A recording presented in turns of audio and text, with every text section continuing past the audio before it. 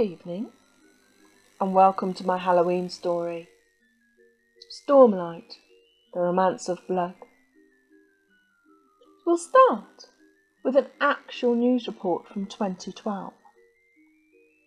Archaeologists in Sozopol, Bulgaria, have unearthed 2 skeletons, their hearts pierced through with iron rods to keep them from turning into the undead.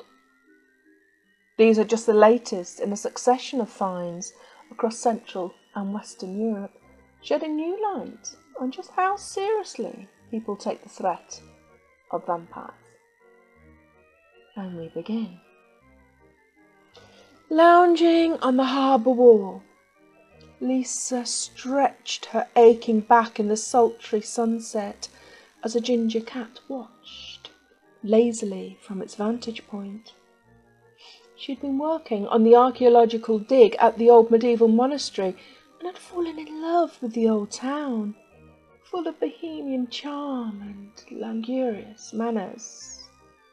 The blood-red evening skies provided a romantic aura to the end of a day filled with dusty knees and scrabbled fingers, while evening scents of roses famed for their essential oils sifted through the smells of cooking from the nearby cafes, creating a backdrop to more sensual emotions.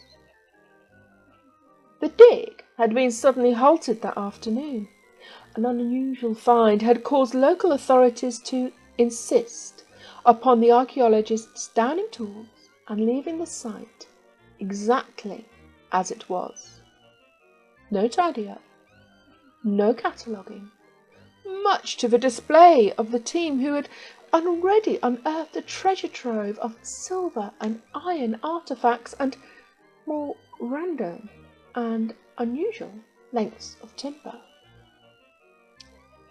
Making the most of a free afternoon, Lisa decided to roam the town, absorbing the calm surrounding the pretty old harbour with its slow snapping sails, wet ropes, and salty air tickling nose and tongue. Yet, as the sun started to set, she felt a shiver crawl up her spine. Everything seemed too bright. The edges of shrubs outlined too starkly in a brooding light, heralding the onset of a storm. Wondering where to find shelter before the impending darkness of rain arrived, Lisa wandered lost in echoes of her footsteps, subconsciously following the ginger cat for lack of any other direction to follow. She found herself in the nearby museum, nestled among a network of narrow cobbled streets and overhung by wood-beamed houses. The building was all but empty. Only 2 museum staff floating aimlessly among the glass cases, pottery and spotlights. Making her way through the rows of artefacts, she spotted an empty glass display case in the far back corner. One of the 2 gentlemen, elegantly dressed, with deep-set ochre eyes that burned into her soul, approached softly, an inquiring smile on his face as he reached where she stood. Unexpectedly, Lisa felt a throb in her core, a yearning for this handsome and beguiling stranger. A flush suffused into her cheeks, and her gaze was drawn to his deepening pupils, then down to the tip of his tongue, tasting the gap that appeared between full ruby-red lips, offsetting stark whiteness of his teeth. Such was her reverie. Lisa dismissed the sensation of iced fingers sliding up her spine, the whisperings that were shouting to her subconscious mind to run, to flee.